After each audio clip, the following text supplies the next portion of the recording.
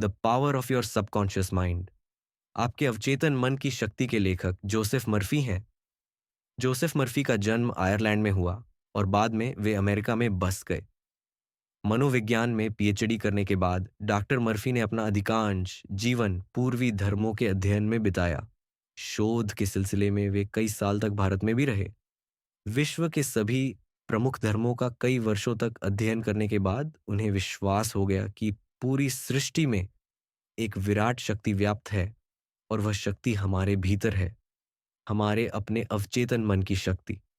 Doctor Murphy पर new thought सिद्धांतों का भी काफी प्रभाव पड़ा, जो 19वीं सदी के उत्तरार्ध में अमेरिका में लोकप्रिय हुए थे। उन्होंने 30 से अधिक पुस्तकें लिखी हैं, जिनमें आपके अवचेतन मन की शक्ति सबसे लोकप्रिय है। यह पुस्तक आपके जीवन में चमत्कार इसलिए कर सकती है क्योंकि यह आपको अपने अवचेतन मन की शक्ति का उपयोग करना सिखाती है। लेखक का मानना है कि अवचेतन मन में असीम शक्ति है, जो आपके विचारों और विश्वासों के अनुसार आपके जीवन को प्रभावित करती है।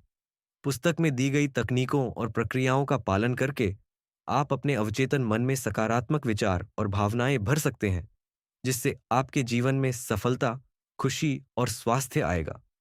यह पुस्तक आपको अपने विचारों और भावनाओं को नियंत्रित करने, डर और कुंठा से छुटकारा पाने और अपनी जिंदगी खुद बनाने में मदद करती है। ये आपके जीवन के सभी पहलुओं, जैसे कि सेहत, धन, रिश्तों और आध्यात्मिक विकास को बेहतर बनाने में सहायक सिद्ध हो सकती है। इसमें बताए गए चमत्कार वास्तव में अवचेतन मन की शक्ति और सही तकनीकों के उपयोग का परिणाम है। नमस्ते दोस्तों, आज हम आपके अवचेतन मन की शक्ति नामक पुस्तक के पहले अध्याय की रोमांचक यात्रा शुरू करेंगे। इस अध्याय का शीर्षक है, आपके भीतर बहुत बड़ा खजाना है। कितनी बार आपने यह सोचा है कि हमारे जीवन में कई बार ऐसी परिस्थितियां आ जाती हैं जब हम रास्ता नहीं ढूंढ पाते। हमारे जीवन में कई सवाल उठते हैं जिनके जवाब हमें नहीं मिलते हैं। यह अध्याय आपको यही सिखाएगा कि आपके अंदर एक अद्भुत खजाना है, एक असीम शक्ति है, जिसका उपयोग करके आप अपनी जिंदगी को बदल सकते हैं। कल्पना कीजिए, एक छोटा सा चुंबक। ये साधारण सी चीज लग सकती है, लेकिन क्या आप जानते हैं कि ये अपने वजन से कई गुना ज्यादा वजन उठा सकता है?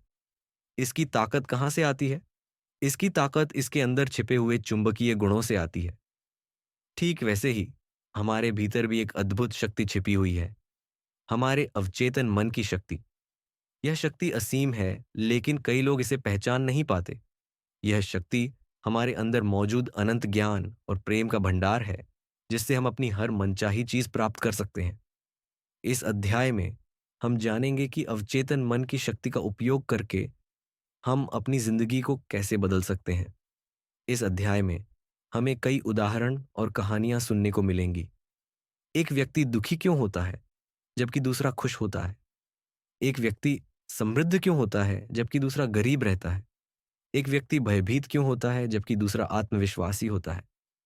ये सभी सवाल इस अध्याय में उठेंगे और हम इनके जवाब समझेंगे। ये सारे जवाब आपके अवचेतन मन की शक्ति से जुड़े हैं। अब हम अध्याय में दिए गए व्यावहारिक पहलुओं और उदाहरणों पर गौर करेंगे। अवचेतन मन की शक्ति। हमारे अवचेतन मन में असीम शक्ति है, जिसका उपयोग करके हम अपनी जिंदगी को बदल सकते हैं। यह शक्ति हमारे विचारों और विश्वासों से प्रभावित होती है। सकारात्मक सोच। सकारात्मक सोच रखने से हम अपने अवचेतन मन को सकारात्मक तरीके से प्रोग्राम कर सकते हैं और सफलता प्राप्त कर सकते हैं। नकारात्मक विचारों से बचना। नकारात्मक विचारों से हम अपने जीवन में नकारात्मक परिणाम लाते हैं। हमें हमेशा सकारात्मक और रचनात्मक सोचने की कोशिश करनी चाहिए। आत्मविश्वास। आत्मविश्वास भी सफलता के लिए बहुत जरूरी है। आत्मविश्वास रखने से हम अपने अवचेतन मन को सकारात्मक तरीके से प्रोग्राम कर सकते हैं। उदाहरण एक, चुंबक। एक छोटा सा चुंबक अपने वजन से कई गुना ज्यादा वजन उठा सकता है। इसकी शक्ति उसके अंदर छिपे हुए चुंबकीय गुणों से आती है। ठीक वैसे ही हमारे अवचेतन मन में भी एक अद्भुत शक्ति है। उदाहरण दो, व्यक्ति। एक व्यक्ति अपने भीतर छिपे हुए अनंत ज्ञान और शक्ति का पता नहीं था। वह अपने जीवन में संघर्ष कर रहा था, लेकिन फिर एक दिन उसे एहसास हुआ कि उसके अंदर एक अद्भुत खजाना है, एक अथाह शक्ति है जिसे वह इस्तेमाल कर सकता है। उसने अपने अवचेतन मन के साथ संपर्क करना सीखा और उसके भीतर मौजूद शक्ति का उपयोग करके अपनी जिंदगी बदल डाली। तो दोस्तों, आज हमने जाना कि हमारे अंदर एक अद्भुत खजाना है, एक असीम शक्ति है जिसका उपयोग करके हम अपनी जिंदगी बदल सकते हैं। हमें अपने अवचेतन मन को समझना चाहिए और उसके द्वारा मिलने वाली असीम शक्ति का उपयोग करके अपनी जिंदगी को बेहतर बनाना चाहिए। सकारात्मक सोच, आत्मविश्वास और अपने अवचेतन मन को नियंत्रित करना ही सफलता की कुंजी है। यह अध्याय आपको यही सिखाता है। इस अध्याय की मुख्य शिक्षा यह है कि हमारे अंदर एक असीम शक्ति है जिसका उपयोग करके हम अपनी जिंदगी बदल सकते हैं।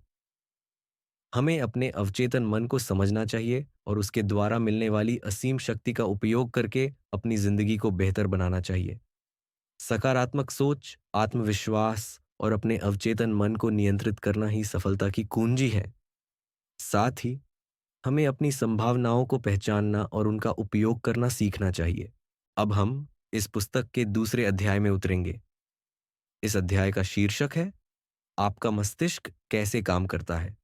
हमारा मस्तिष्क हमारे शरीर का सबसे महत्वपूर्ण अंग है, लेकिन क्या आप जानते हैं कि इसका काम करने का तरीका कितना अद्भुत है?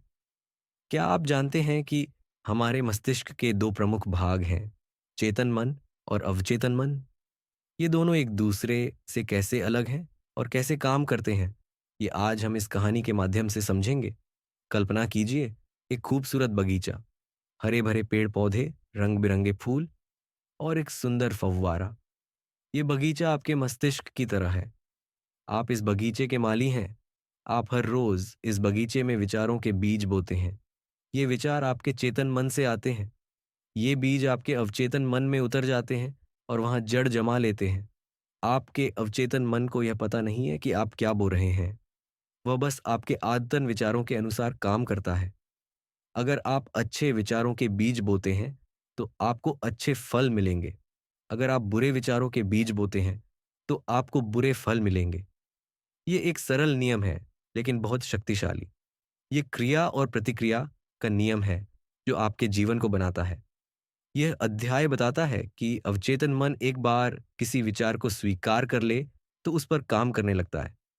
यह कितना अद्भुत है कि अवचेतन मन अच्छे और बुरे विचारों पर समान रूप से काम करता है। इसीलिए हमेशा सकारात्मक और रचनात्मक विचार रखने चाहिए ताकि अच्छे परिणाम मिले। इस अध्याय में कई उदाहरण और प्रयोग दिए गए हैं जिससे हम समझेंगे कि कैसे हमारे आदतन विचार हमारे जीवन को प्रभावित करते हैं। ये उदाहरण आपको यह समझने में मदद करेंगे कि आपका मस्तिष्क कैसे काम करता है और आप अपने विचारों को कैसे नियंत्रित कर सकते हैं।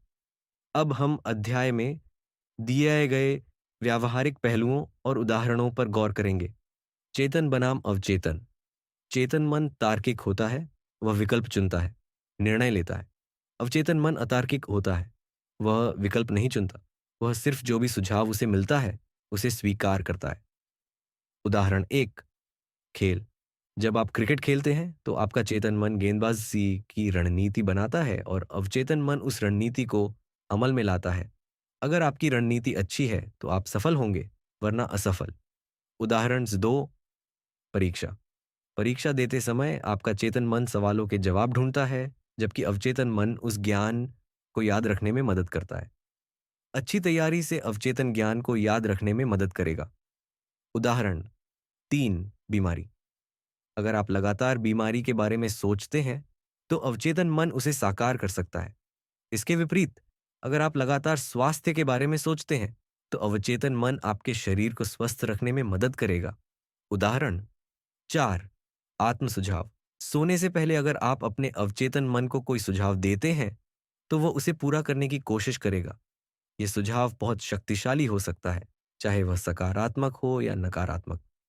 तो दोस्तों, आज हमने सीखा कि हमारा मस्तिष्क कैसे काम करता है और हमारे आदतन विचारों से कैसे हमारी जिंदगी बनती है। हमें हमेशा सकारात्मक और रचनात्मक सोचने की कोशिश करनी चाहिए ताकि हम अपने जीवन को बेहतर बना सकें।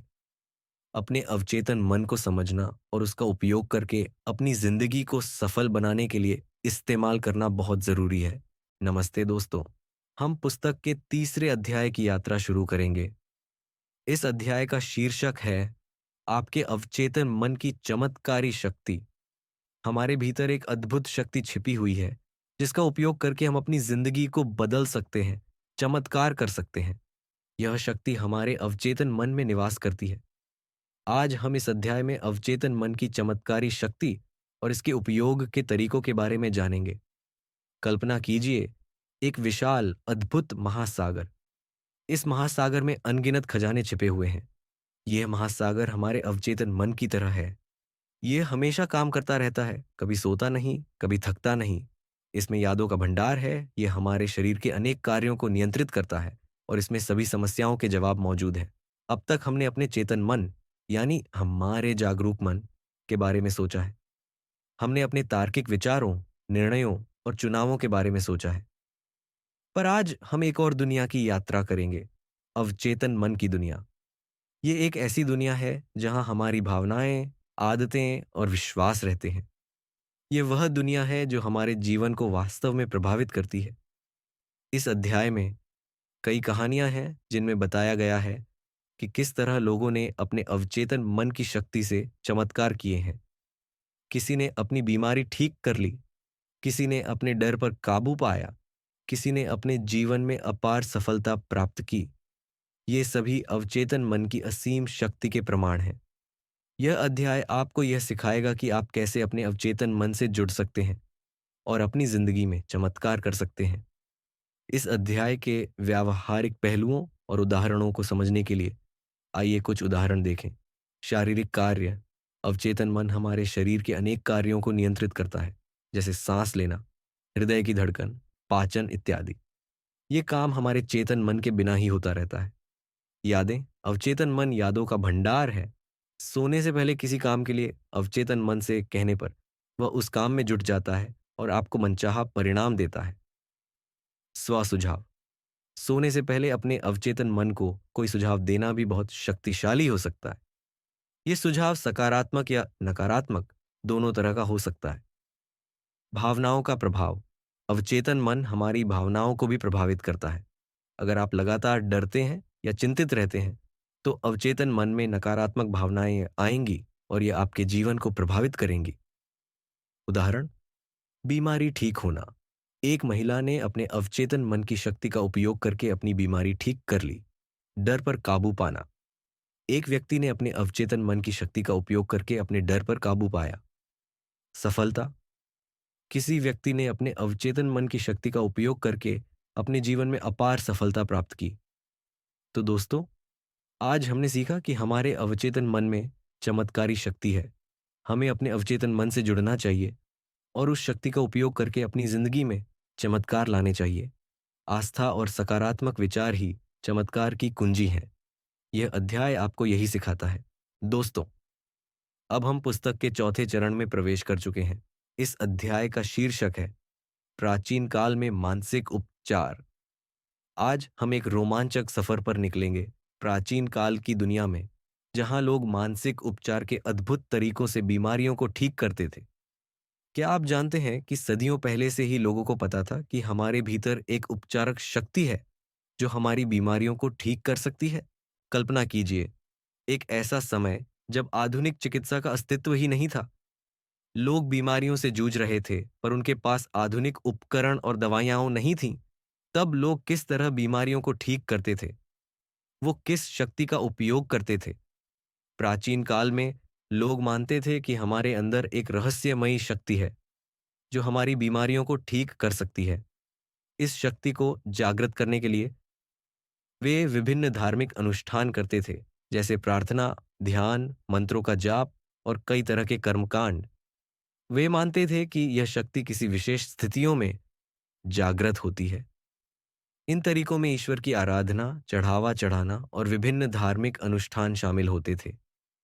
इन उपचारों में तावीज़ों, जंतरों, अंगूठियों और तस्वीरों का प्रयोग भी किया जाता था। इस अध्याय में कई ऐसी कहानियां दी गई हैं जो बताती हैं कि किस तरह प्राचीन काल में लोगों ने मानसिक उपचार से बीमारियों को ठीक किया।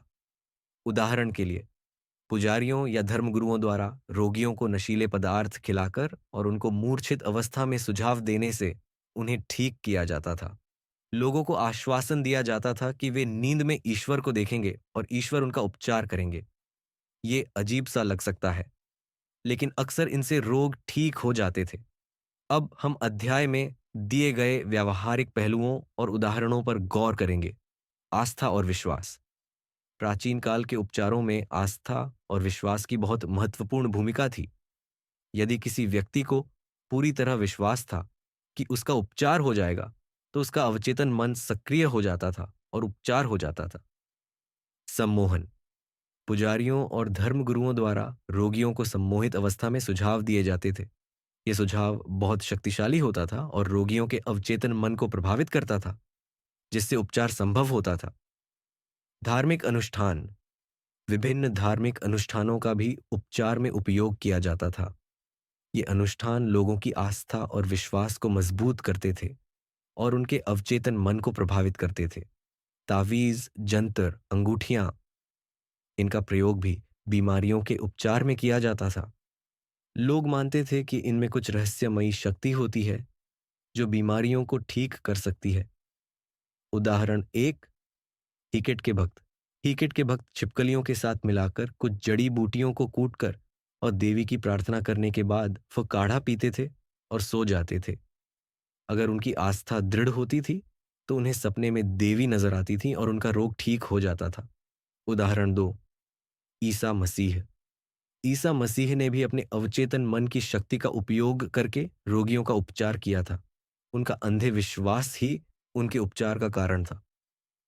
तो दोस्तों, आज हमने प्राचीन काल में इस्तेमाल किए जाने वाले मानसिक उपचारों के बारे में जाना। हालांकि ये तरीके आधुनिक चिकित्सा की तरह वैज्ञानिक नहीं थे, लेकिन इनसे कई लोगों को लाभ मिला। इन उपचारों में आस्था और विश्वास की अहम भूमिका थी। ये कहानियां हमें सिखाती हैं कि हमारे भीतर एक असीम शक्ति है जिसका उपयोग करके हम अपनी जिंदगी को बदल सकते हैं। दोस्तों, अब हम पुस्तक के 5वें अध्याय में कदम रखेंगे। इस अध्याय का शीर्षक है आधुनिक युग में मानसिक उपचार। हम पहले अध्यायों में प्राचीन काल के मानसिक उपचारों के बारे में जान चुके हैं। अब हम देखेंगे कि आधुनिक युग में मानसिक उपचार कैसे काम करता है और कैसे हम अपनी अवचेतन शक्ति का उपयोग करके अपने जीवन को बेहतर बना सकते हैं। आधुनिक युग में चिकित्सा विज्ञान ने बहुत तरक्की की है। हमें कई तरह की दवाइयाँ और उपचार मिलते हैं। लेकिन क्या आप जानते हैं कि आधुनिक उपचारों में भी अवचेतन मन की शक्ति की बहुत महत्वपूर्ण भूमिका होती है? कोई भी डॉक्टर या वैज्ञानिक पूरी तरह यह दावा नहीं कर सकता कि उसने किसी मरीज को खुद ठीक किया है। वास्तव में उपचारक शक्ति हमारे अवचेतन मन में निवास करती है और मरीज की बदली हुई मानसिक अवस्था से यह सक्रिय होती है। इस अध्याय में हम समझेंगे कि आधुनिक मानसिक उपचार कैसे काम करता है। यह अध्याय कई उदाहरण देता है जिनमें बताया गया है कि किस तरह लोग अपने अवचेतन मन की शक्ति का उपयोग करके अपनी समस्याओं को सुलझाते हैं और बीमारियों से ठीक होते हैं। आप अपने अवचेतन मन में सकारात्मक विचारों को भरकर अपने डर और कुंठा से छुटकारा पाकर और अपनी जिंदगी को खुद बनाकर अपनी जिंदगी में बड़ा बदलाव ला सकते हैं। अब हम अध्याय में दिए गए व्यावहारिक पहलुओं और उदाहरणों पर गौर करेंगे। मनोवैज्ञानिक उपचार। मनोवैज्ञानिक उपचार में मरीज के मानसिक अवरोधों को दूर किया जाता है ताकि उपचारक सिद्धांत सक्रिय हो सकें और मरीज दोबारा स्वस्थ हो सके। प्रार्थना चिकित्सा। प्रार्थना चिकित्सा में मरीज और उपचारक दोनों ही अपने अवचेतन मन की शक्ति का उपयोग करते हैं ताकि मरीज ठीक हो सके। आस्था और विश्वास। आस्था और विश्वास किसी भी उपचार में बहुत महत्वपूर्ण है। अगर मरीज को पूरा विश्वास है कि उसका उपचार हो जाएगा, तो उसका अवचेतन मन सक्रिय हो जाता है और उपचार हो जाता है। ध्यान और सम्मोहन। ध्यान और सम्मोहन से भी अवचेतन मन को प्रभावित किया जा सकता है और उपचार किया जा सकता है। उदाहरण एक, मनोवैज्ञानिक। एक मनोवैज्ञानिक अपने मरीज के मानसिक अवरोधों को दूर करके उसका उपचार करता है। उदाहरण दो, प्रार्थना चिकित्सा। एक मरीज और उपचारक दोनों ही मिलकर प्रार्थना चिकित्सा के जरिए मरीज का उपचार करते हैं। यहाँ मरीज की आस्था और विश्वास उपचार में बहुत महत्वपूर्ण है। उदाहरण तीन, आस्था और विश्वास। एक व्यक्ति को पूरी आस्था और विश्वास था कि वह अपनी बीमारी से ठीक हो जाएगा, इस विश्वास की वजह से उसका अवचेतन मन सक्रिय हुआ और उसकी बीमारी ठीक हो गई। तो दोस्तों, आज हमने आधुनिक युग में मानसिक उपचार के बारे में जाना। हमें अपने अवचेतन मन की शक्ति को समझना चाहिए और उसका सही तरीके से उपयोग करके अपने जीवन को बेहतर बनाना चाहिए। आस्था, विश्वास और सकारात्मक सोच ही सफलता की कुंजी है। यह अध्याय आपको यही सिखाता है। दोस्तों, हम पुस्तक के छठे अध्याय में प्रवेश कर चुके हैं। इस अध्याय का शीर्षक है मानसिक उपचार की व्यावहारिक तकनीकें। पिछले अध्यायों में हम अवचेतन मन की अद्भुत शक्ति और उसके उपयोग के बारे में जान चुके हैं। अब हम जानेंगे कि अवचेतन मन की इस शक्ति का व्यावहारिक उपयोग कैसे किया जा सकता है। इस अध्याय में कुछ आसान और कारगर तकनीकें बताई गई हैं जिनसे आप अपने जीवन में सफलता, खुशी और स्वास्थ्य प्राप्त कर सकते हैं। कल्पना कीजिए, एक इंजीनियर जो एक पुल या अंतरिक्ष यान बना रहा है। वह किसी अनजान तकनीक का इस्तेमाल नहीं करता। वह पहले से ही जानी पहचानी तकनीकों और तरीकों का उपयोग करता है। ठीक वैसे ही हमारे जीवन को नियंत्रित और निर्देशित करने के भी कुछ जानी पहचानी तकनीकें और तरीके हैं। ये तरीके और तकनीकें सीखने पर डिडीजते हैं। यह अध्याय आपको यही सिखाएगा कि आप अपने अवचेतन मन की शक्ति का उपयोग करके कैसे अपनी प्रार्थनाओं का जवाब पा सकते हैं। इस अध्याय में कई व्यावहारिक तकनीकें बताई गई हैं जिनसे आप अपने अवचेतन मन को प्रभावित कर सकते हैं और अपने जीवन में मनचाहे परिणाम पा सकते हैं। ये तकनीकें सपनों, ध्यान, कल्पना और आत्म सुझाव पर आधारित हैं। यहाँ कुछ उदाहरण दिए गए हैं। चेतन से अवचेतन तक विचार पहुंचाना। यह तकनीक अवचेतन मन को प्रेरित करने का एक सरल तरीका है। इसमें सोते समय या ध्यान करते समय अपनी मनोकामना को अवचेतन मन में भेजना शामिल है। आपका अवचेतन आपके ब्लूप्रिंट को स्वीकार कर लेगा। जैसे एक आर्किटेक्ट अपने घर के ब्लूप्रिंट के अनुसार ही घर बनवाता है, वैसे ही आपका अवचेतन मन भी आपके विचारों के अनुसार ही आपके जीवन को बनाता है। अपने अवचेतन मन में अच्छे विचारों को भरें और अपने जीवन को बेहतर बनाएं। तस्वीर की तकनीक। अपने लक्ष्य की तस्वीर बनाकर और उसे बार बार देखकर आप अपने अवचेतन मन को प्रभावित कर सकते हैं। यह तकनीक सपनों, ध्यान या कल्पना के साथ भी इस्तेमाल की जा सकती है। मानसिक फिल्म विधि। अपने लक्ष्य को एक फिल्म की तरह देखकर और उसे बार बार देखकर आप अपने अवचेतन मन को प्रभावित कर सकते हैं।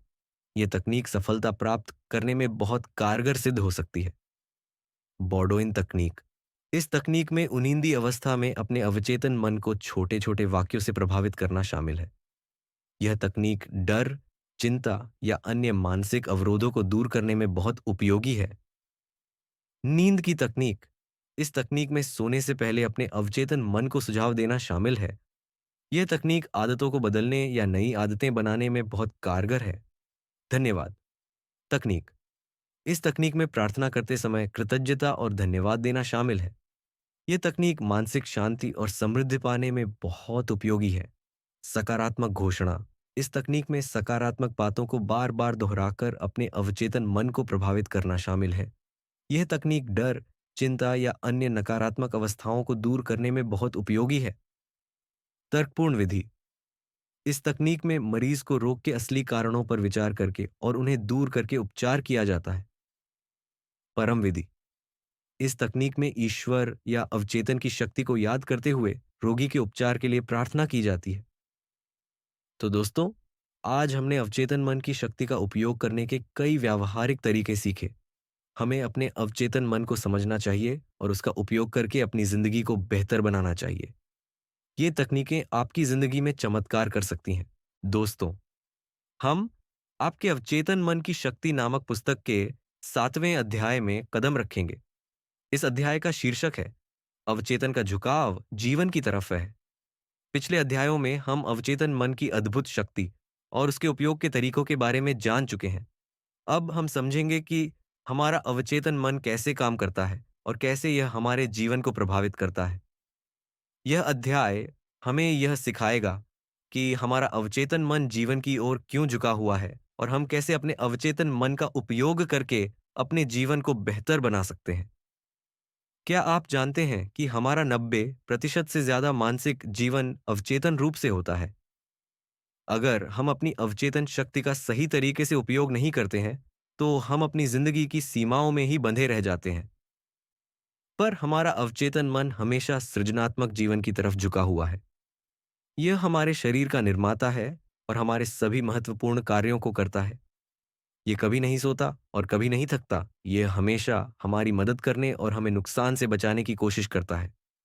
यह हमेशा जीवन और असीम बुद्धिमत्ता से जुड़ा रहता है।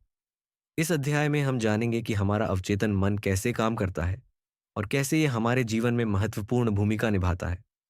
हमारे अवचेतन मन में हमारे अंतर्ज्ञान, आवेग और सपने निवास करते हैं। यह हमेशा हमें प्रेरित करता है कि हम आगे बढ़ें, विकास करें और जिंदगी के रोमांच का आनंद लें। हमारे अवचेतन में काम करने की इच्छा भी होती है। हमारा अवचेतन मन ही हमें दूसरों की मदद करने या उनकी जिंदगी बचाने के लिए प्रेरित करता है। अब हम अध्याय में दिए गए व्यावहारिक पहलुओं और उदाहरणों को समझेंगे। अवचेतन मन का 90% मानसिक जीवन। हमारा 90% से अधिक मानसिक जीवन अवचेतन होता है। इसका सही तरीके से उपयोग करके हम अपनी जिंदगी को बेहतर बना सकते हैं। अवचेतन और जीवन। हमारा अवचेतन मन हमेशा जीवन और असीम बुद्धिमत्ता से जुड़ा रहता है। इसका झुकाव हमेशा विकास और आगे बढ़ने की तरफ होता है। अवचेतन के माध्यम अवचेतन मन हमारे अंतर्ज्ञान, आवेगों और सपनों के जरिए हमारे साथ बातचीत करता है।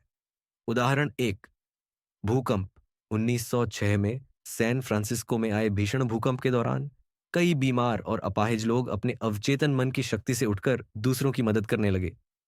यह हमारे अवचेतन मन के जीवन की ओर झुकाव का प्रमाण है।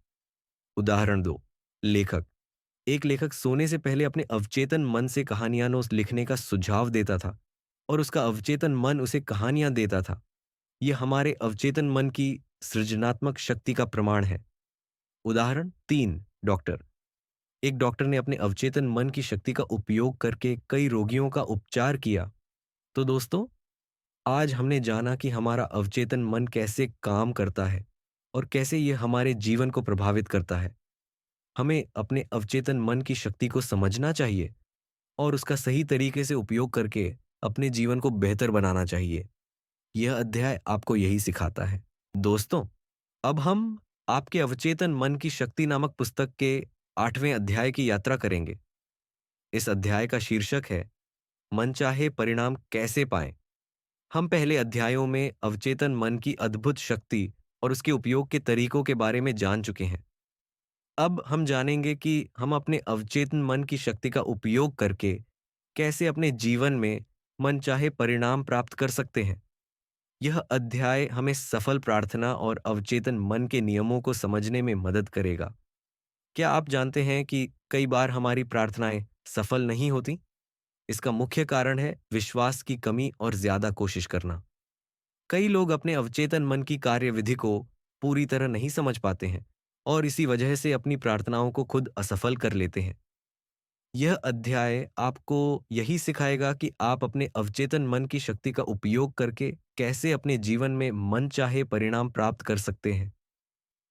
इस अध्याय में कई कहानियां और उदाहरण दिए गए हैं जिनसे हम समझेंगे कि कैसे सही तरीके से प्रार्थना करके हम मनचाहे परिणाम प्राप्त कर सकते हैं। इसके लिए आत्मविश्वास, सकारात्मक सोच और सही तकनीकों का उपयोग करना बहुत जरूरी है। इस अध्याय में बताया गया है कि अगर आपकी इच्छाएं और कल्पना में संघर्ष होगा, तो हमेशा कल्पना की जीत होगी। इसलिए आपको अपनी इच्छाओं और कल्पना को एक साथ लाना होगा ताकि अवचेतन मन को स्पष्ट संदेश मिले। अब हम अध्याय में दिए गए व्यावहारिक पहलुओं और उदाहरणों पर गौर करेंगे। विश्वास की भूमिका। प्रार्थना करते समय पूर्ण विश्वास होना बहुत जरूरी है। अगर आपको पूर्ण विश्वास है कि आपकी प्रार्थना का जवाब मिलेगा, तो अवचेतन मन सक्रिय होगा और आपको मनचाहे परिणाम मिलेंगे। ज्यादा कोशिश ना करें। प्रार्थना करते समय ज्यादा कोशिश करने से परिणाम उल्टे भी हो सकते हैं। आपको आराम से, शांति से और विश्वास के साथ प्रार्थना करनी चाहिए। इच्छा और कल्पना का तालमेल। आपकी इच्छाएं और कल्पनाएं एक दूसरे के साथ तालमेल में होनी चाहिए।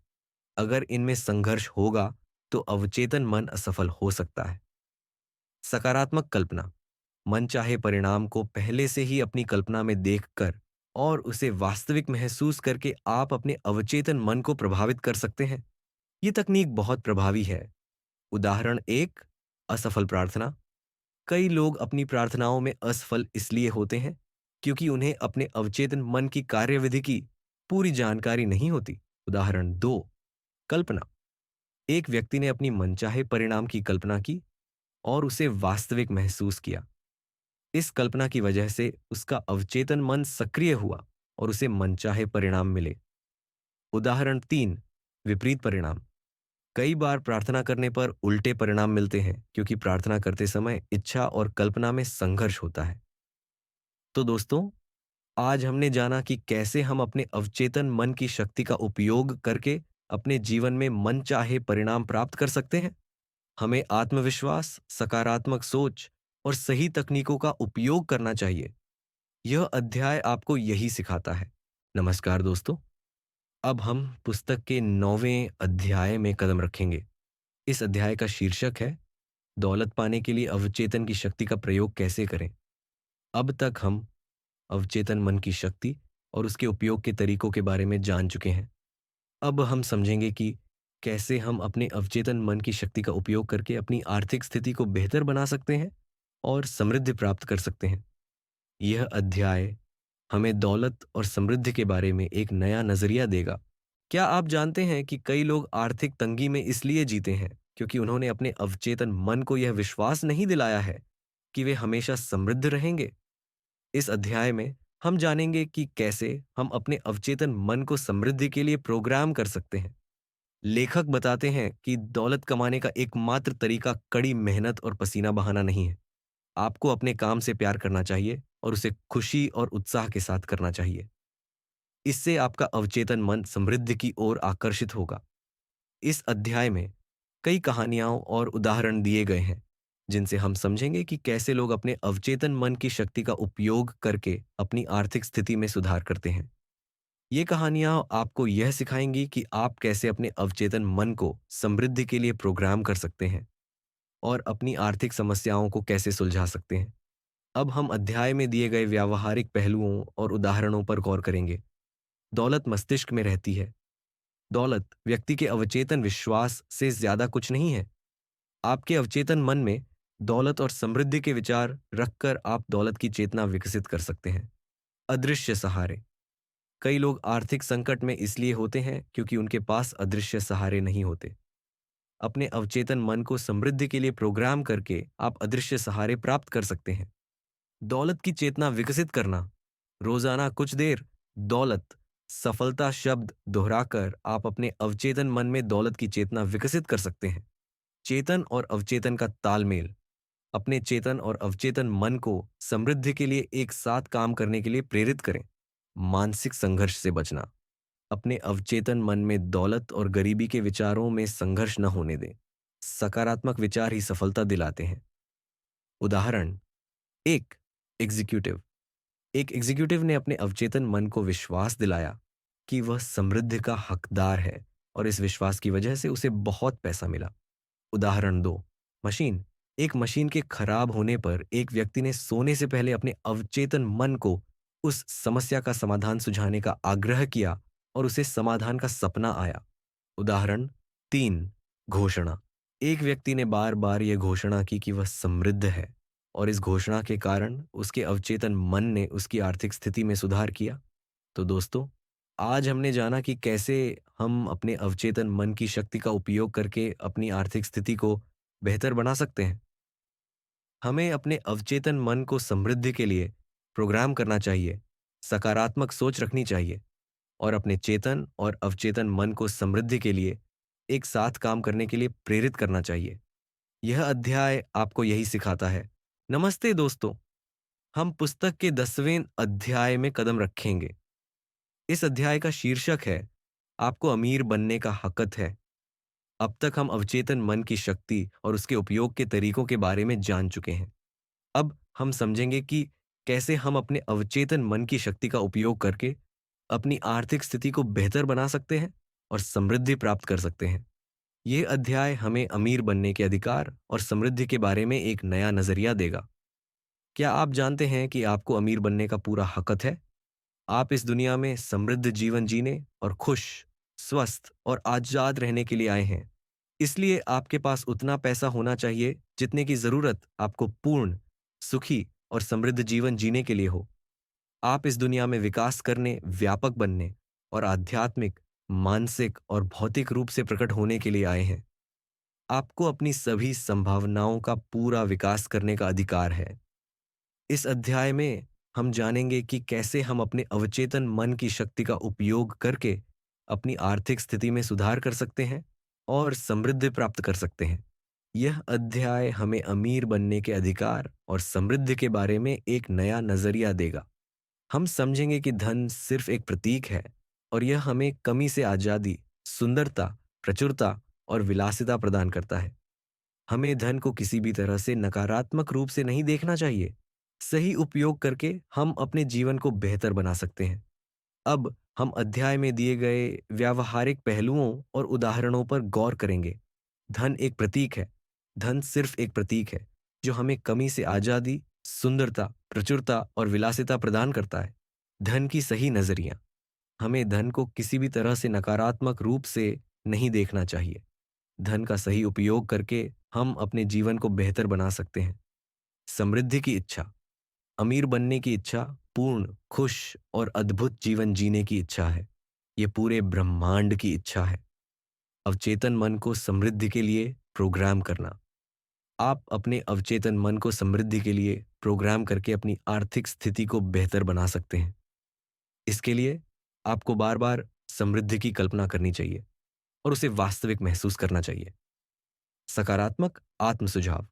रोजाना सकारात्मक आत्म सुझाव देकर आप अपने अवचेतन मन को समृद्धि के लिए प्रोग्राम कर सकते हैं। उदाहरण, एक किसान।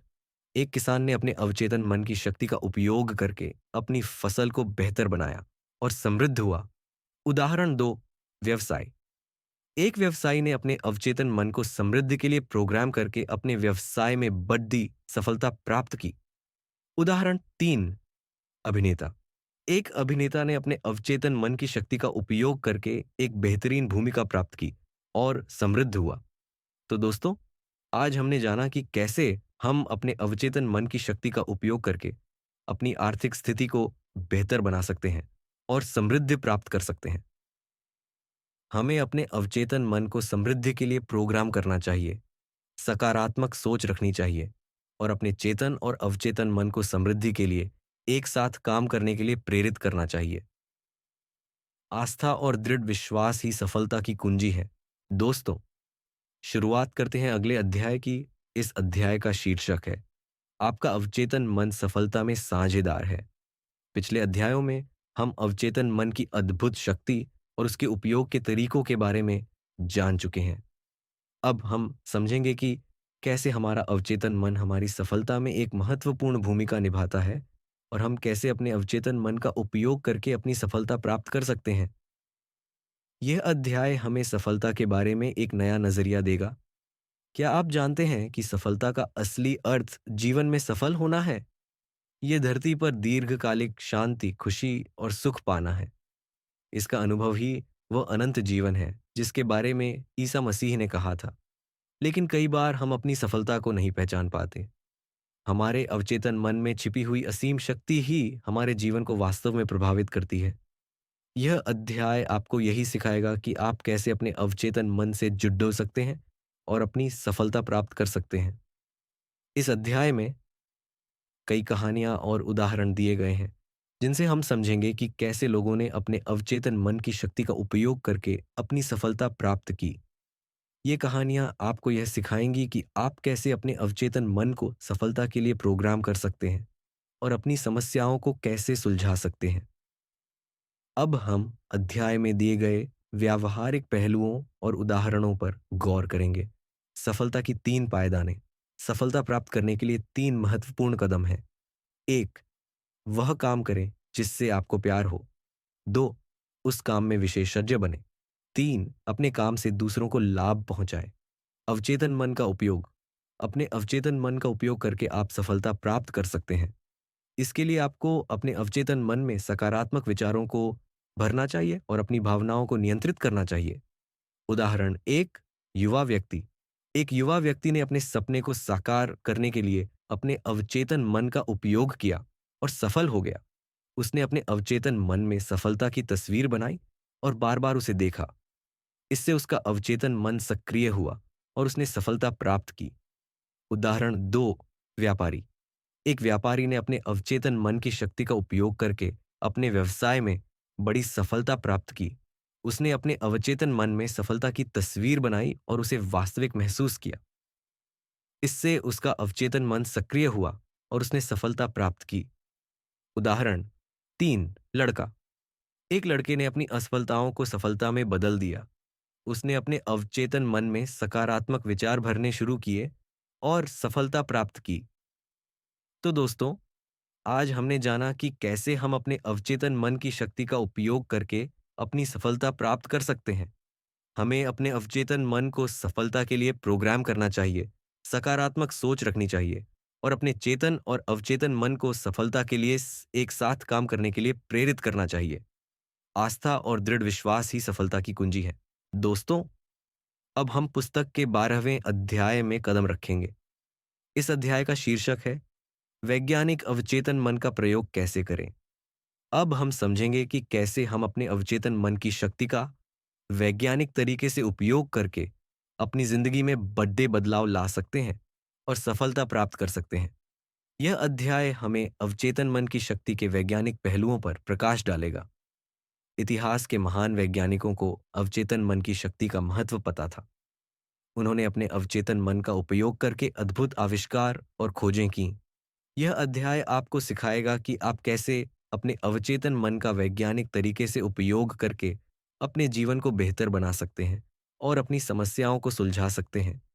इस अध्याय में कई कहानियां और उदाहरण दिए गए हैं जिनसे हम समझेंगे कि कैसे महान वैज्ञानिकों ने अपने अवचेतन मन की शक्ति का उपयोग करके अपने आविष्कार और खोजें की।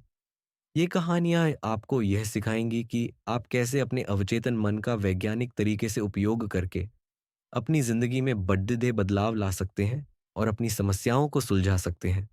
अब हम अध्याय में दिए गए व्यावहारिक पहलुओं और उदाहरणों पर गौर करेंगे। अवचेतन मन का उपयोग। महान वैज्ञानिकों ने अपने अवचेतन मन का उपयोग करके अद्भुत आविष्कार और खोजें की। वे अपने अवचेतन मन को समस्याओं के समाधान के लिए प्रोग्राम करते थे और अवचेतन मन उन्हें समाधान प्रदान करता था। कल्पना और विश्वास वैज्ञानिक आविष्कार और खोजों में बहुत महत्वपूर्ण है। वैज्ञानिक पहले अपने मन में आविष्कार या खोज की कल्पना करते थे और फिर उस पर पूरा विश्वास करते थे। इस विश्वास की वजह से उनका अवचेतन मन सक्रिय होता था और उन्हें मनचाहा परिणाम मिलता था। अवचेतन मन का निर्देशन। अपने अवचेतन मन का निर्देशन करके आप उसे किसी भी समस्या का समाधान खोजने के लिए प्रोग्राम कर सकते हैं। इसके लिए आपको अपने अवचेतन मन में समाधान की तस्वीर बनानी चाहिए और उस पर पूरा विश्वास करना चाहिए। उदाहरण एक। स्ट्रेडोनिड्स। फ्रेडरिक वॉन स्ट्रेडोनिड्स ने बेंजीन के रासायनिक सूत्र को समझने के लिए अपने अवचेतन मन का उपयोग किया और उन्हें समाधान का सपना आया। उदाहरण दो। टेस्ला। निकोला टेस्ला ने अपने अवचेतन मन की शक्ति का उपयोग करके कई अद्भुत आविष्कार किए। वह अपने अवचेतन मन को समस्याओं के समाधान के लिए प्रोग्राम करते थे और अवचेतन मन उन्हें समाधान प्रदान करता था। तो दोस्तों, आज हमने जाना कि कैसे हम अपने अवचेतन मन की शक्ति का वैज्ञानिक तरीके से उपयोग करके अपनी जिंदगी में बड़े बदलाव ला सकते हैं और अपनी समस्याओं को सुलझा सकते हैं। हमें अपने अवचेतन मन को समझना चाहिए और उसका उपयोग करके अपनी जिंदगी को बेहतर बनाना चाहिए। दोस्तों, अब हम पुस्तक के 13वें अध्याय में कदम रखेंगे। इस अध्याय का शीर्षक है आपका अवचेतन और नींद के चमत्कार। हम पहले अध्यायों में अवचेतन मन की अद्भुत शक्ति और उसके उपयोग के तरीकों के बारे में जान चुके हैं। अब हम समझेंगे कि कैसे हमारी नींद हमारे अवचेतन मन से जुड़ी हुई है और कैसे हम अपनी नींद का उपयोग करके अपनी जिंदगी में बड़े बदलाव ला सकते हैं। यह अध्याय हमें नींद के चमत्कारों के बारे में बताएगा। क्या आप जानते हैं कि हम अपनी जिंदगी का लगभग एक तिहाई हिस्सा सोते हुए बिताते हैं? नींद एक दैवीय नियम है और हमारी कई समस्याओं के जवाब हमें गहरी नींद में मिलते हैं। कई लोग सोचते हैं कि नींद का मतलब है आराम करना, पर यह बिल्कुल गलत है। नींद के दौरान भी हमारा शरीर काम करता रहता है। हमारा दिल धड़कता है, फेफड़े सांस लेते हैं और पाचन क्रिया चलती रहती है। लेकिन इससे भी महत्वपूर्ण बात यह है कि नींद के दौरान हमारा अवचेतन मन भी काम करता रहता है। यह अध्याय आपको यही सिखाएगा कि नींद कैसे हमारे अवचेतन मन से जुड़ी हुई है और कैसे हम अपनी नींद का उपयोग करके अपनी जिंदगी में चमत्कार कर सकते हैं। इस अध्याय में कई कहानियां और उदाहरण दिए गए हैं जिनसे हम समझेंगे कि कैसे लोगों ने अपनी नींद के दौरान अपने अवचेतन मन की शक्ति का उपयोग करके अपनी समस्याओं को सुलझाया है। ये कहानियां आपको यह सिखाएंगी कि आप कैसे अपनी नींद का उपयोग करके अपने जीवन में बड़े बदलाव ला सकते हैं। अभी हम अध्याय में दिए गए व्यावहारिक पहलुओं और उदाहरणों पर गौर करेंगे। नींद और प्रार्थना। नींद प्रार्थना का एक प्रकार है। नींद के दौरान हमारा चेतन मन शांत होता है और हमारा अवचेतन मन अधिक सक्रिय होता है। इस समय हम ईश्वर से जुड़ सकते हैं और मार्गदर्शन प्राप्त कर सकते हैं। नींद की कमी। नींद की कमी से चिड़चिड़ापन, तुनक मिजाजी और निराशा आती है। पर्याप्त नींद लेना बहुत जरूरी है। नींद और सपने। नींद के दौरान हमें अक्सर सपने आते हैं। ये सपने हमारे अवचेतन मन के विचारों और भावनाओं को दर्शाते हैं। कई बार सपनों में हमें अपनी समस्याओं के समाधान या मार्गदर्शन भी मिलता है। उदाहरण एक, गार्डनर। रैंडी गार्डनर ने 254 घंटे तक बिना सोए रहकर एक रिकॉर्ड बनाया। इससे पता चला कि नींद की कमी से सोचने की क्षमता, स्मृति और मानसिक स्वास्थ्य प्रभावित होते हैं। उदाहरण दो, सैंड्रा। सैंड्रा नामक एक युवती ने सोने से पहले प्रार्थना की और उसे अपनी नौकरी के बारे में मार्गदर्शन मिला। उदाहरण तीन, एस्डेल डॉ। जेम्स एस्डेल ने मानसिक एनेस्थीसिया के जरिए कई सफल ऑपरेशन किए थे। यह उनके अवचेतन मन की शक्ति का प्रमाण है। उदाहरण चार, केरूसो। एनरिको केरूसो नामक एक प्रसिद्ध गायक ने अपने अवचेतन मन की शक्ति का उपयोग करके अपने मंच पर भाषण के डर को दूर किया। उदाहरण पांच, प्रोफेसर। एक प्रोफेसर ने नींद में अपनी समस्या का समाधान पाया। तो दोस्तों, आज हमने जाना कि नींद कैसे हमारे अवचेतन मन से जुड़ी हुई है और कैसे हम अपनी नींद का उपयोग करके अपनी जिंदगी में चमत्कार ला सकते हैं। हमें अपनी नींद का महत्व समझना चाहिए और पर्याप्त नींद लेनी चाहिए। दोस्तों, अब हम पुस्तक के 14वें अध्याय में कदम रखेंगे। इस अध्याय का शीर्षक है आपका अवचेतन मन और वैवाहिक समस्याएं। अब तक हम अवचेतन मन की अद्भुत शक्ति और उसके उपयोग के तरीकों के बारे में जान चुके हैं। अब हम समझेंगे कि कैसे हमारा अवचेतन मन हमारे वैवाहिक जीवन को प्रभावित करता है और हम कैसे अपने अवचेतन मन का उपयोग करके अपने वैवाहिक जीवन को बेहतर बना सकते हैं। यह अध्याय हमें वैवाहिक समस्याओं के बारे में एक नया नजरिया देगा। क्या आप जानते हैं कि ज्यादातर वैवाहिक समस्याएं मन की कार्यविधि और शक्तियों को सही तरह से न समझ पाने के कारण पैदा होती हैं? अगर पति और पत्नी दोनों ही मस्तिष्क के नियमों का सही प्रयोग करें, तो उनके बीच का संघर्ष गायब हो जाएगा। यह अध्याय आपको यही सिखाएगा कि आप कैसे अपने अवचेतन मन की शक्ति का उपयोग करके अपने वैवाहिक जीवन को बेहतर बना सकते हैं और वैवाहिक समस्याओं को कैसे सुलझा सकते हैं। इस अध्याय में हम समझेंगे कि वैवाहिक जीवन में सफलता के लिए क्या जरूरी है और कैसे हम अपने अवचेतन मन का उपयोग करके अपने वैवाहिक जीवन को बेहतर बना सकते हैं। इस अध्याय में कई कहानियां और उदाहरण दिए गए हैं जिनसे हम समझेंगे कि कैसे लोगों ने अपने अवचेतन मन की शक्ति का उपयोग करके अपने वैवाहिक जीवन में समस्याओं को सुलझाया है। ये कहानियां आपको यह सिखाएंगी कि आप कैसे अपने अवचेतन मन को बेहतर वैवाहिक जीवन के लिए प्रोग्राम कर सकते हैं और अपनी वैवाहिक समस्याओं को कैसे सुलझा सकते हैं। अब हम अध्याय में दिए गए व्यावहारिक पहलुओं और उदाहरणों पर गौर करेंगे। विवाह का सही अर्थ। वास्तविक विवाह दिल से होना चाहिए, जिसमें ईमानदारी, सच्चाई, दयालुता और अखंडता हो। पति और पत्नी दोनों को एक दूसरे के प्रति पूरी तरह ईमानदार और सच्चा रहना चाहिए।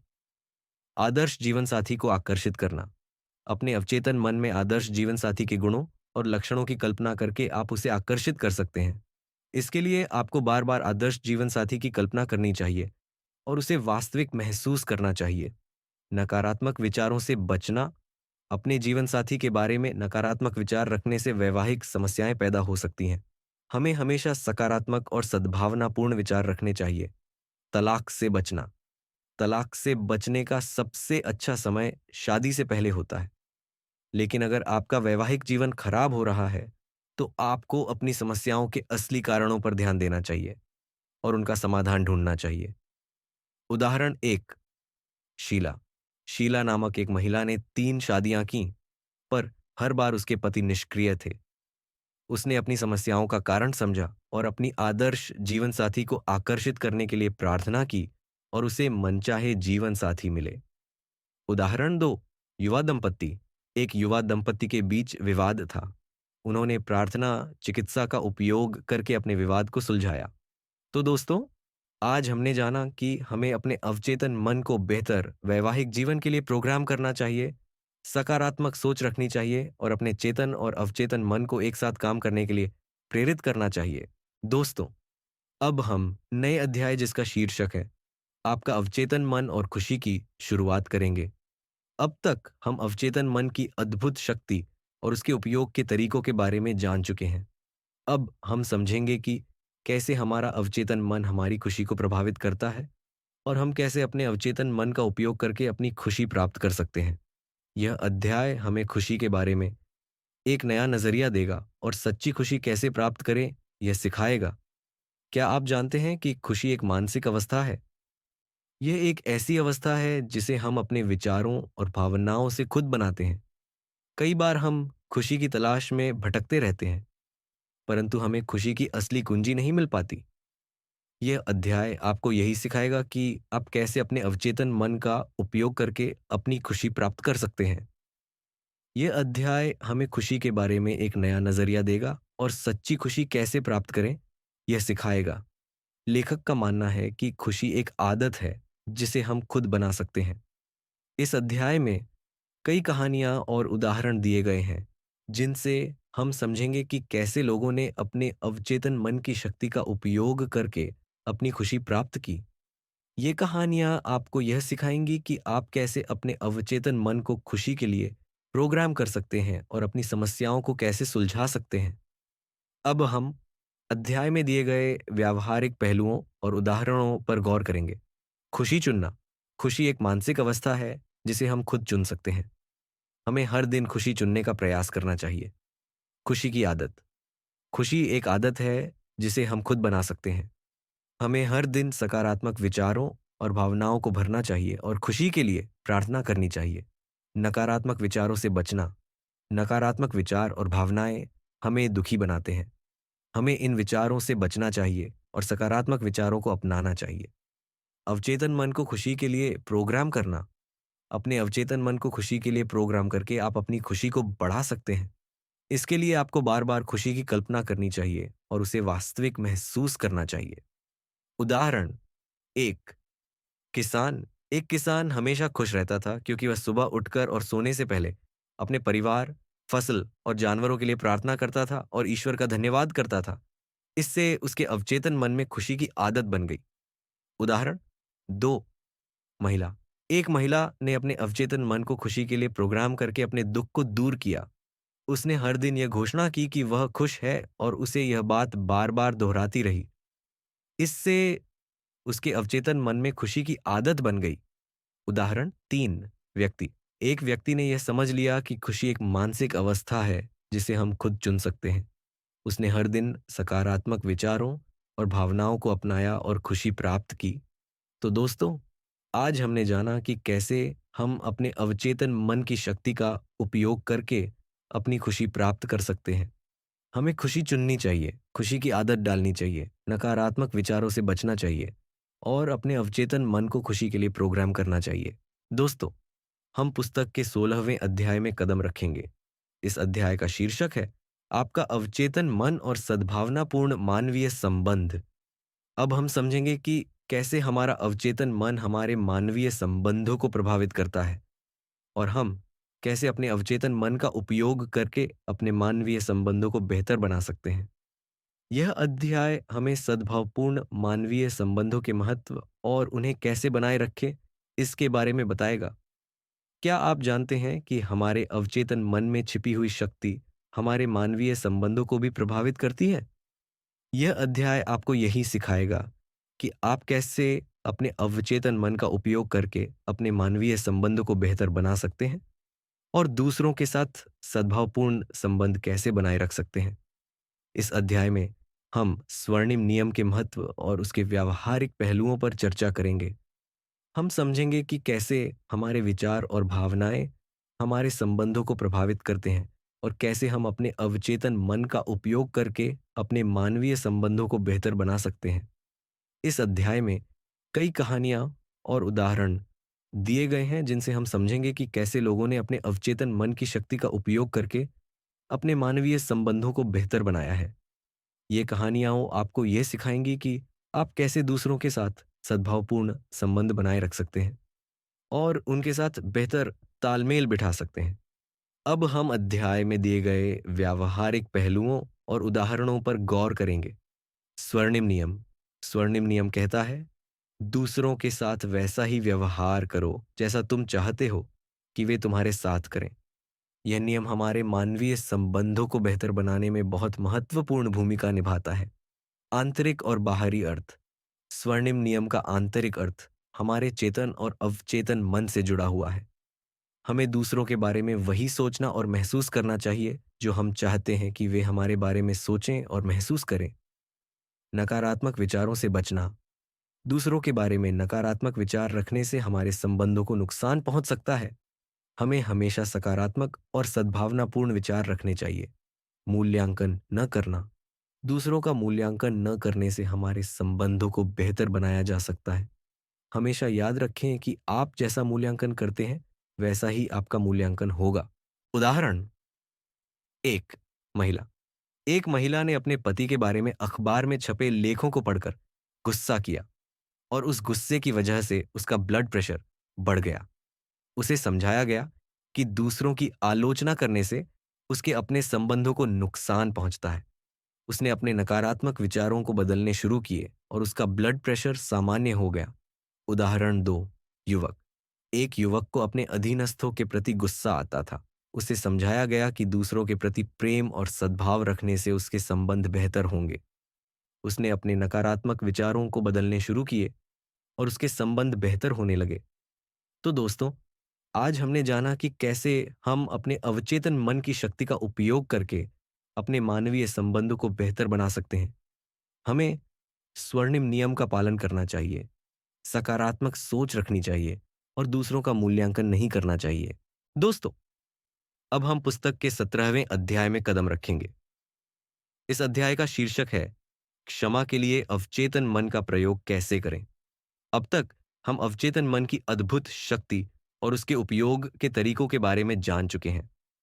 अब हम समझेंगे कि कैसे हमारा अवचेतन मन हमारे जीवन में क्षमा की भावना को कैसे प्रभावित करता है और हम कैसे अपने अवचेतन मन का उपयोग करके खुद को और दूसरों को क्षमा कर सकते हैं।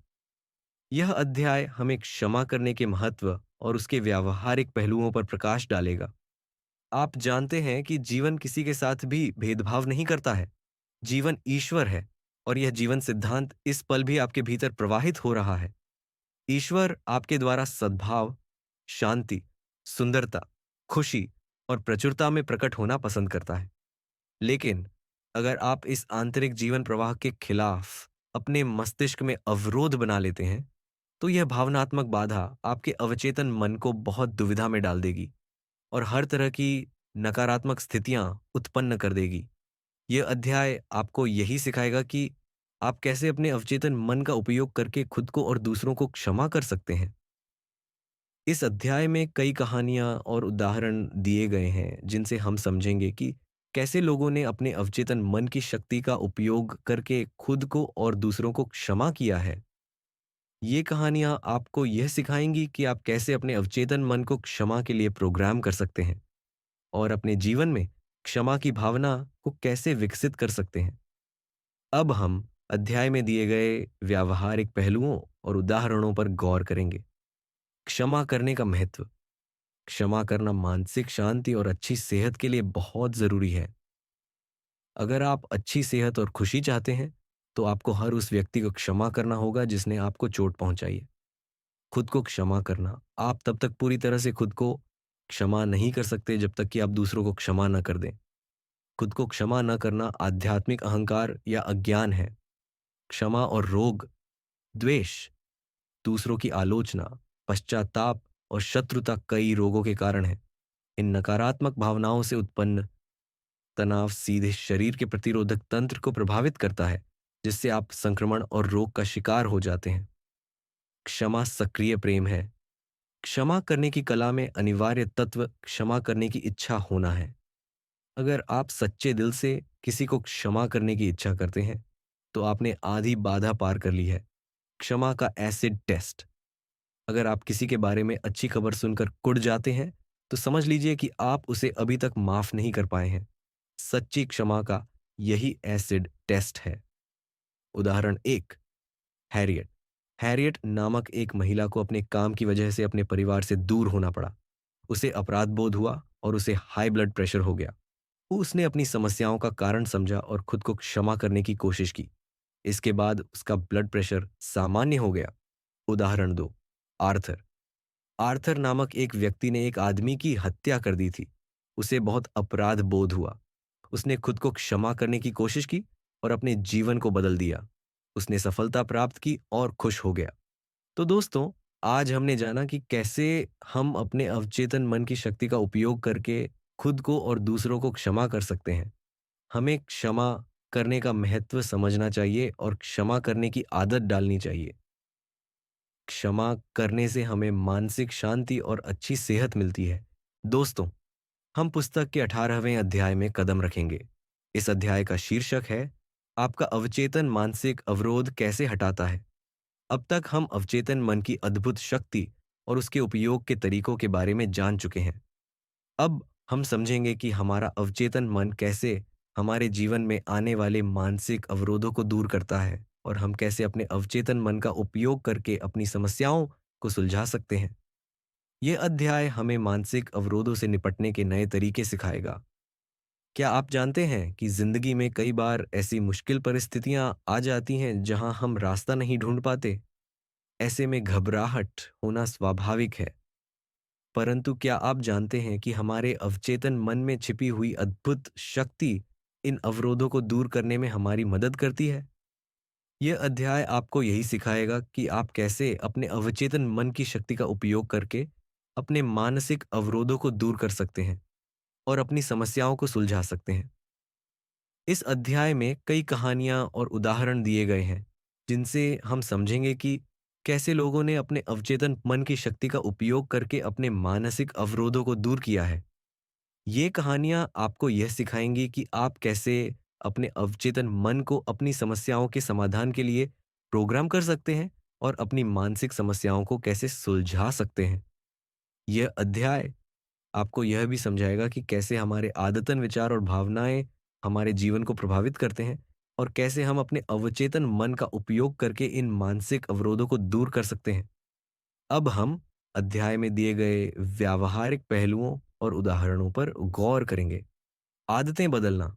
आप अपने अवचेतन मन की शक्ति का उपयोग करके अपनी आदतें बदल सकते हैं। इसके लिए आपको बार बार नई आदतों का अभ्यास करना चाहिए और पुराने विचारों और भावनाओं को बदलना चाहिए। मानसिक तस्वीरें। अपने मन में मनचाहे परिणाम की तस्वीर बनाकर और उसे बार बार देखकर आप अपने अवचेतन मन को प्रभावित कर सकते हैं। इससे आपके अवचेतन मन में नई आदतें बनेंगी और आप मनचाहे परिणाम प्राप्त करेंगे। ध्यान। ध्यान करने से आप अपने मस्तिष्क को शांत कर सकते हैं और अपने अवचेतन मन से जुड़ सकते हैं। ध्यान से आप अपने अवचेतन मन को प्रभावित कर सकते हैं और अपनी समस्याओं को सुलझा सकते हैं। उदाहरण एक, शराबी। एक शराबी ने अपने अवचेतन मन की शक्ति का उपयोग करके अपनी शराब की लत को छोड़ा। उसने हर दिन यह घोषणा की कि वह शराब नहीं पिएगा और बार बार उसे दोहराता रहा। इससे उसके अवचेतन मन में नई आदत बन गई। उदाहरण दो, युवती। एक युवती को अपने दोस्तों से नफरत थी। उसने अपने अवचेतन मन की शक्ति का उपयोग करके अपने नकारात्मक विचारों को बदल दिया और अपने दोस्तों से बेहतर संबंध बनाने लगी। उदाहरण 3। व्यक्ति। एक व्यक्ति को अपनी याददाश्त परेशान कर रही थी। उसने अपने अवचेतन मन की शक्ति का उपयोग करके अपनी याददाश्त बेहतर की। तो दोस्तों, आज हमने जाना कि कैसे हम अपने अवचेतन मन की शक्ति का उपयोग करके अपने मानसिक अवरोधों को दूर कर सकते हैं। हमें अपने अवचेतन मन को समझना चाहिए और उसका उपयोग करके अपनी जिंदगी को बेहतर बनाना चाहिए। दोस्तों, अब हम पुस्तक के 19वें अध्याय में कदम रखेंगे। इस अध्याय का शीर्षक है डर भगाने के लिए अवचेतन मन का प्रयोग कैसे करें। अब हम समझेंगे कि कैसे हमारा अवचेतन मन हमारे जीवन में आने वाले डर को कैसे प्रभावित करता है और हम कैसे अपने अवचेतन मन का उपयोग करके अपने डर को दूर कर सकते हैं। यह अध्याय हमें डर से निपटने के नए तरीके सिखाएगा। डर हमारे जीवन में असफलता, बीमारी और कमजोर मानवीय संबंधों का कारण बनता है। इस अध्याय में हम डर से निपटने के व्यावहारिक तरीकों को समझेंगे। क्या आप जानते हैं कि डर लोगों का सबसे बड़ा शत्रु है? डर ही असफलता, बीमारी और कमजोर मानवीय संबंधों का कारण बनता है। लाखों करोड़ों लोग अतीत, भविष्य, बुढ़ापे, पागलपन और मौत से डरते हैं। लेकिन क्या आप जानते हैं कि डर आपके दिमाग का एक विचार मात्र है? इसका मतलब है कि आप अपने ही विचारों से डरे हुए हैं। यह अध्याय आपको यही सिखाएगा कि आप कैसे अपने अवचेतन मन की शक्ति का उपयोग करके अपने डर को दूर कर सकते हैं। इस अध्याय में कई कहानियां और उदाहरण दिए गए हैं जिनसे हम समझेंगे कि कैसे लोगों ने अपने अवचेतन मन की शक्ति का उपयोग करके अपने डर को दूर किया है। ये कहानियां आपको यह सिखाएंगी कि आप कैसे अपने अवचेतन मन को अपने डर के समाधान के लिए प्रोग्राम कर सकते हैं और अपने डर को कैसे दूर कर सकते हैं। अब हम अध्याय में दिए गए व्यावहारिक पहलुओं और उदाहरणों पर गौर करेंगे। डर पर विजय पाना। डर पर विजय पाने के लिए आपको अपने मस्तिष्क को स्थिर करना चाहिए और शांति से और सकारात्मक तरीके से दावा करना चाहिए कि आप इस डर पर विजय पाने वाले हैं। डर को स्वीकार करना। अपने डर को स्वीकार करने से आप उस पर काबू पा सकते हैं। अपने डर को स्वीकार करने से आप उसका मुकाबला करने के लिए तैयार हो जाते हैं। सकारात्मक विचार। डर के विचारों को सकारात्मक विचारों से बदलें। सकारात्मक विचारों से आपका अवचेतन मन सकारात्मक तरीके से प्रतिक्रिया करेगा। अपने अवचेतन मन का उपयोग।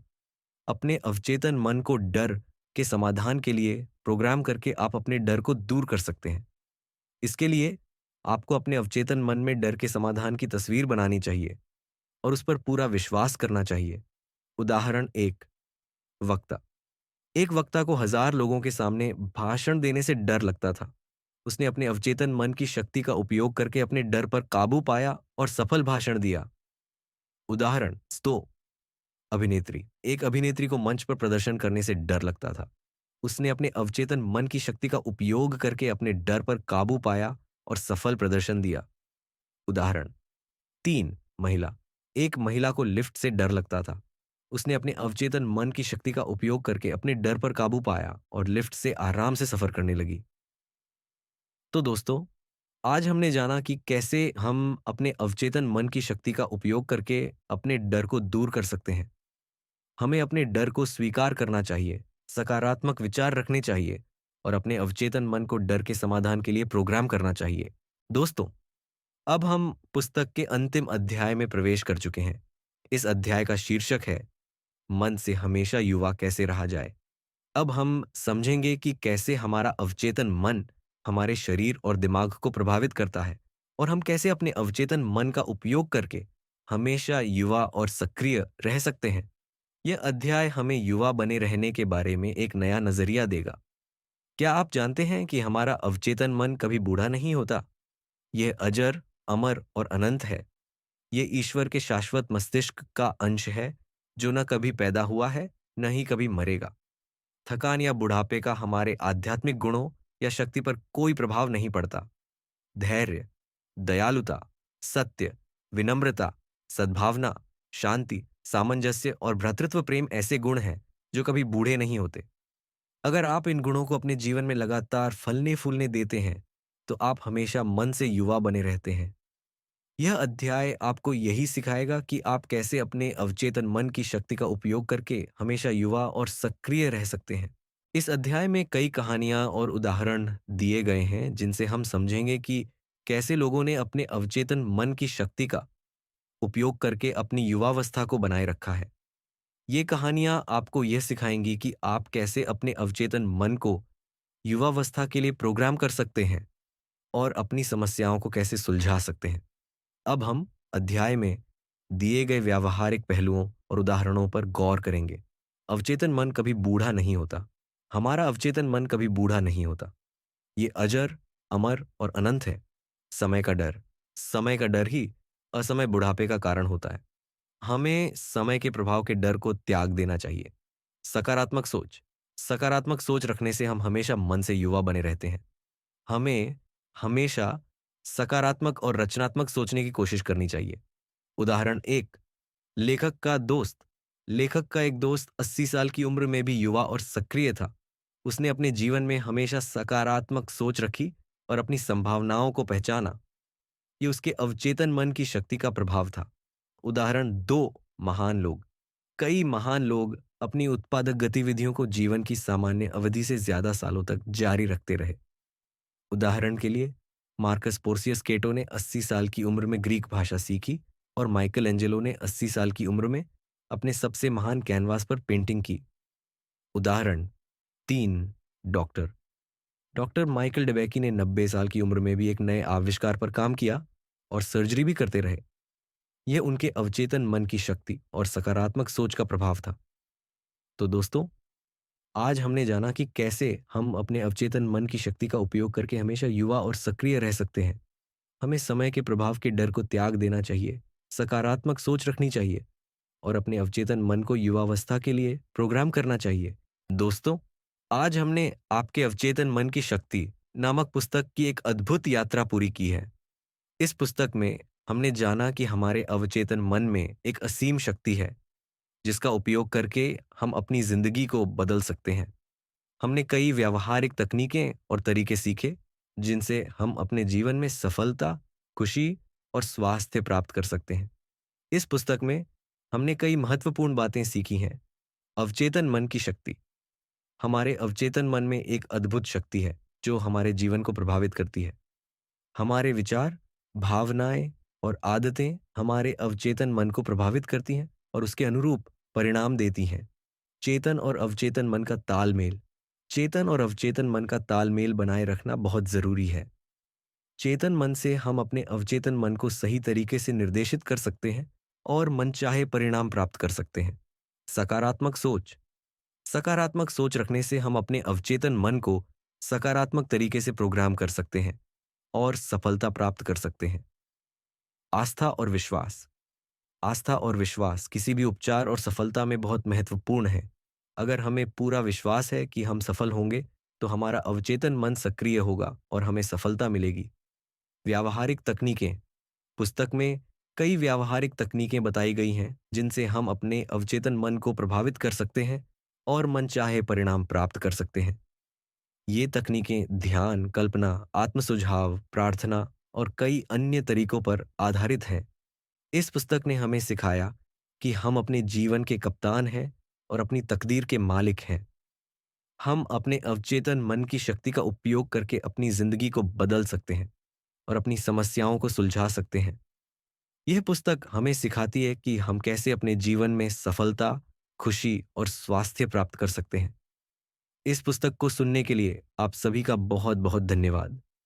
मुझे उम्मीद है कि इस पुस्तक की शिक्षाएं आपके जीवन में चमत्कार करेंगी। आप सभी का शुक्रिया।